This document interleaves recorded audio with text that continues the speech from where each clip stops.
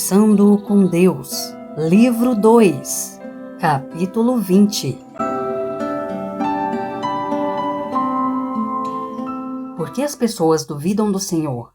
Porque duvidam de si mesmas. E por que duvidam de si mesmas? Porque foram ensinadas a fazer isso. Por quem? Por pessoas que afirmavam estar me representando. Não entendi. Por quê? Porque esse foi o único modo de controlá-las. Veja bem, você deve duvidar de si mesmo ou reivindicará todo o seu poder. Isso não seria bom, nada bom. Não para as pessoas que atualmente o detêm. Elas detêm o poder que é seu e sabem disso. E o único modo de conservá-lo é evitar que o mundo o enxergue e então resolva os dois maiores problemas da experiência humana. Quais? Bem, eu os discuti repetidamente neste livro. Então, resumindo, quase todos, se não todos, os problemas e conflitos do mundo e seus problemas e conflitos como indivíduos seriam resolvidos se vocês, como uma sociedade, primeiro, abandonassem o conceito de separação. Segundo, adotassem o conceito de visibilidade. Nunca se vejam novamente como separados uns dos outros e de mim. Nunca digam nada além de toda a verdade para todo mundo. E nunca mais aceitem algo menos que a sua maior verdade sobre mim. A primeira escolha produzirá a segunda, porque quando vocês virem, compreenderem que são um com todos, não poderão mais contar uma mentira, esconder dados importantes ou deixar de ser totalmente visíveis para todas as outras pessoas, porque saberão que isso é de seu interesse. Mas essa mudança de paradigma exigirá grande sabedoria, coragem e determinação, porque o medo se instalará no interior desses conceitos e dirá que são falsos. Estará no centro dessas verdades magnificentes e as fará parecer mentiras. O medo as distorcerá, desprezará e destruirá. Por isso será o seu maior inimigo. Contudo, você não poderá produzir a sociedade pela qual ansiou e com que sempre sonhou, até ver com sabedoria e clareza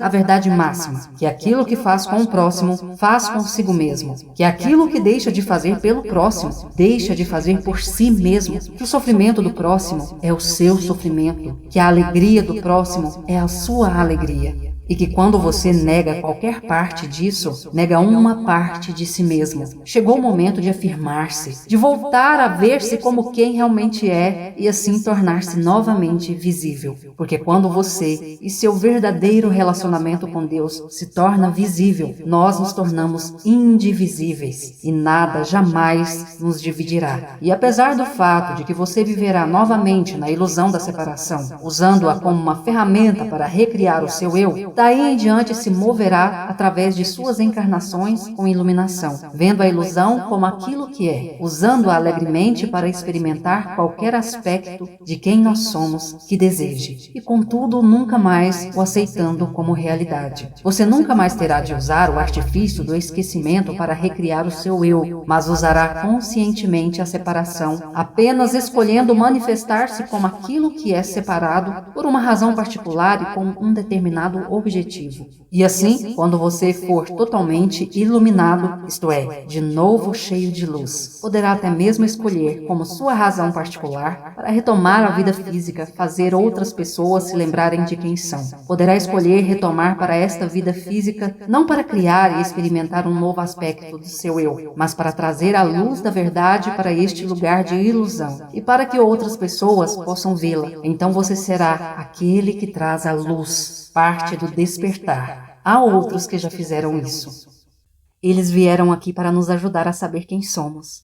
Sim, são almas iluminadas, evoluídas. Não buscam mais a próxima experiência mais elevada de si mesmos. Já tiveram a experiência mais elevada. Trazem as boas notícias. Mostrarão a vocês o caminho e a vida de Deus. Dirão: eu sou o caminho e a vida. Sigam-me. Então lhes mostrarão o que é viver na glória eterna da união consciente com Deus, que é chamada de consciência de Deus. Nós estamos sempre unidos, vocês e eu. Não podemos deixar de estar. Isso é simplesmente impossível. Contudo, vocês vivem agora na experiência inconsciente dessa unificação. Também é possível viver no corpo físico em união consciente com tudo o que é, com a consciência da verdade máxima, na expressão consciente consciente de quem realmente são. Quando você fizer isso, servirá de modelo para todas as pessoas que estão vivendo no esquecimento. Você se tornará um lembrete vivo e assim evitará que elas se percam para sempre em seu esquecimento. Isso é o inferno. Perder-se para sempre no esquecimento. Contudo, eu não permitirei que isso aconteça. Não permitirei que uma única ovelha se perca, mas enviarei um pastor. De fato, enviarei muitos pastores, e você pode escolher ser um deles. E quando as almas forem despertadas de seu sono, lembradas novamente de quem são, todos os anjos do céu se rejubilarão com elas, porque estavam perdidas e foram encontradas. Há pessoas assim, santas, em nosso planeta? Elas não existiram apenas no passado, mas também existem agora, não é? Sim, sempre existiram, sempre existirão. Eu não os deixarei sem mestres, não abandonarei o rebanho. Sempre o enviarei atrás de meus pastores. E há muitos deles em seu planeta agora, como também em outras partes do universo. E em algumas partes do universo, esses seres vivem em constante comunhão e na expressão da maior verdade. Essas são as sociedades iluminadas das quais falei. Elas existem, são reais, e lhes têm enviado seus emissários. O Senhor está dizendo que Buda, Krishna e Jesus eram seres de outros planetas? Foi você quem disse isso, não eu. É verdade? É a primeira vez que ouviu falar nisso? Não, mas é verdade? Você acha que esses mestres existiam em algum lugar antes de virem para a Terra e que voltaram para lá depois de sua assim chamada morte? Sim. E onde acha que fica esse lugar? Sempre achei que era no que chamamos de céu. Achei que tinham vindo do céu. E onde acha que é o céu? Não sei, creio que em outra esfera. Outro mundo? Sim.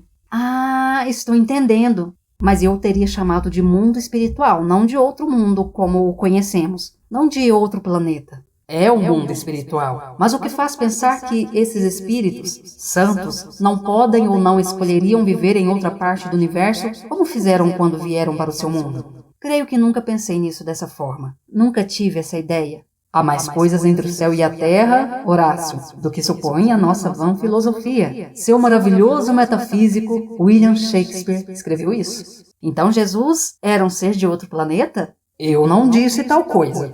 Bem, ele era ou não? Tenha paciência, meu filho. Você está sendo muito apressado. Há mais, muito mais. Temos outro livro inteiro para escrever. Quer dizer que tenho que esperar pelo livro 3? Desde o início eu lhe disse, prometi que haveria 3 livros. O primeiro trataria de verdades da vida e desafios individuais, o segundo discutiria as verdades da vida como uma família neste planeta, e o terceiro trataria de verdades universais relacionadas com questões eternas. Nele serão revelados os segredos do universo, a menos que não sejam.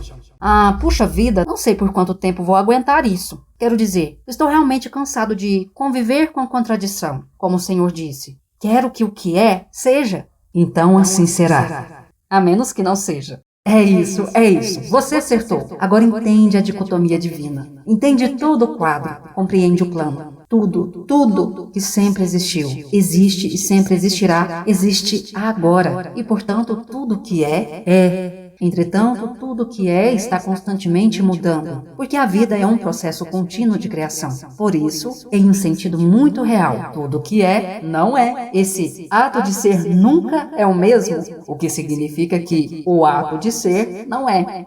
Bem, queira me desculpar, mas credo, como algo assim pode ter um significado? Não tem, mas você está sendo apressado de novo. Cada coisa a seu tempo, meu filho. Esses e outros grandes mistérios serão compreendidos depois da leitura do livro 3. A menos, todos juntos agora, que não sejam.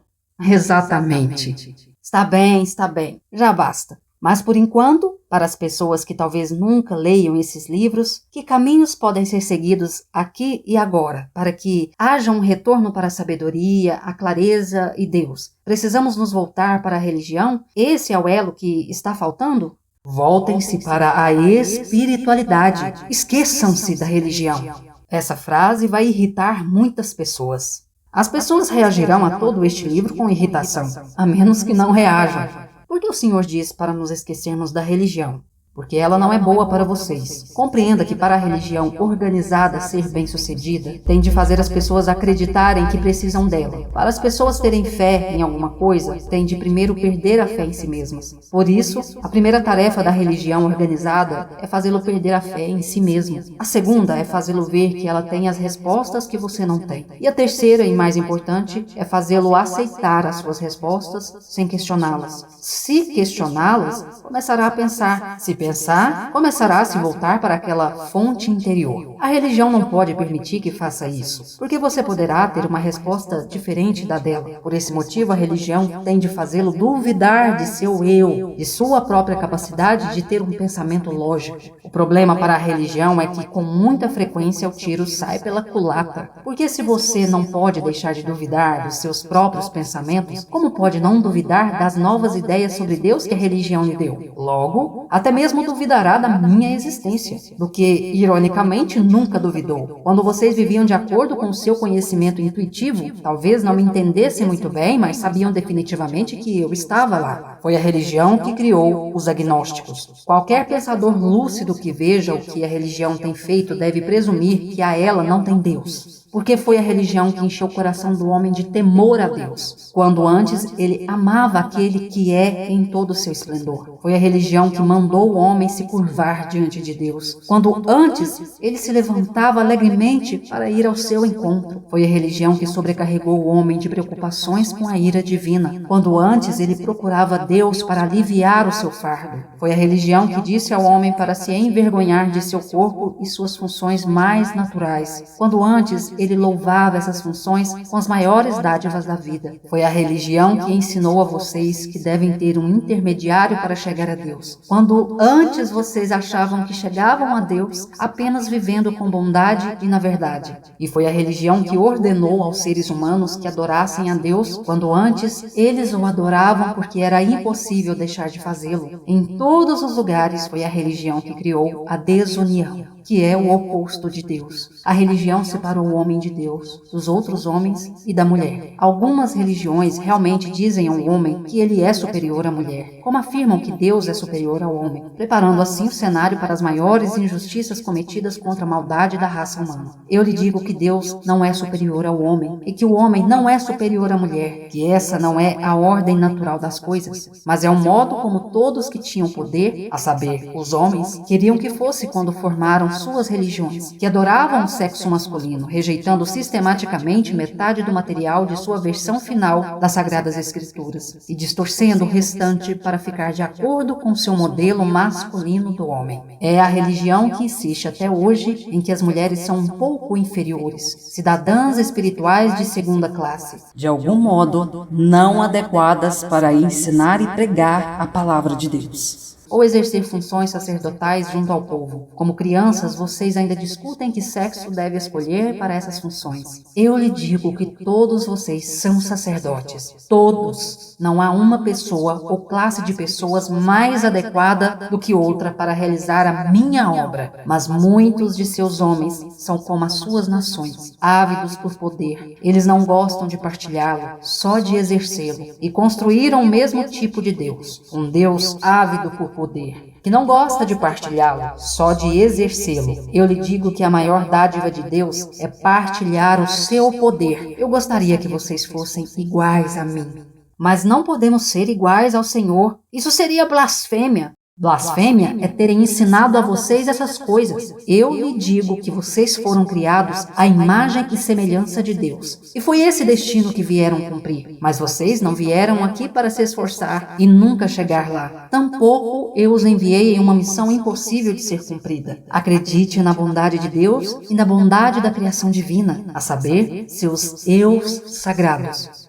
O Senhor disse uma coisa neste livro que me intrigou. Gostaria de voltar a ela ao chegarmos ao final deste volume. Disse: o poder absoluto não exige coisa alguma. Essa é a natureza de Deus? Agora você compreendeu. Eu disse, Deus é e pode ser tudo. Não há coisa alguma que não seja. E tudo o que ele experimenta de si mesmo, experimenta em, como e por meio de você. Em minha forma mais pura, sou o absoluto. Sou absolutamente tudo e, portanto, não preciso de coisa alguma e não desejo ou exijo absolutamente nada. A partir dessa forma absolutamente pura, eu sou como você me faz. É como se você finalmente visse Deus e dissesse: bem, o que fazer disso? Contudo, não importa o que faz de mim, eu não posso esquecer da minha forma mais pura e sempre voltarei a ela. Todo o resto é ficção, é algo que você está construindo. Há aqueles que fariam de mim um Deus invejoso, mas quem poderia ser invejoso quando tem e é tudo? Há aqueles que fariam de mim um Deus colérico, mas o que me tornaria colérico quando não posso ser ferido ou prejudicado de forma alguma? Há aqueles que fariam de mim um Deus vingativo, mas de quem eu me vingaria, já que tudo que existe sou eu? E por que eu me puniria por simplesmente criar? Ou, se você pensa em nós como separados, por que eu criaria? Dar-lhe-ia o poder de criar, a liberdade de escolha para criar o que deseja experimentar. E então o puniria para sempre por fazer a escolha errada? Eu lhe digo que eu não faria isso, e que nessa verdade está a sua libertação da tirania divina. Na verdade, não existe tirania, exceto em sua imaginação. Você pode voltar ao lar quando quiser. Podemos ficar juntos de novo, sempre que desejar. O êxtase de sua união comigo deve ser redescoberto por você, no cair de um chapéu, na sensação do vento em seu rosto, no som de um grilo sob o céu estrelado em uma noite de verão, na primeira visão de um arco-íris e no primeiro choro de um recém-nascido, no último raio de um pôr-do-sol espetacular e no último suspiro de uma vida espetacular. Eu estarei sempre com você, até o final dos tempos. Sua união comigo é completa, sempre foi e sempre será. Você e eu somos um, agora e para sempre. Vá e faça da sua vida uma afirmação dessa verdade. Faça os seus dias e as suas noites serem reflexos da ideia mais elevada dentro de você. Permita que seus momentos atuais sejam cheios de êxtase espetacular de Deus manifestado através de você. Faça isso através da expressão do seu amor, eterno e incondicional, por todos aqueles cuja vida toca. Seja uma luz na escuridão e não a amaldiçoe. Seja aquele que traz a luz. Você é isso, então o seja. Como forma de gratidão, deixe o seu like e se inscreva neste canal. Somos um.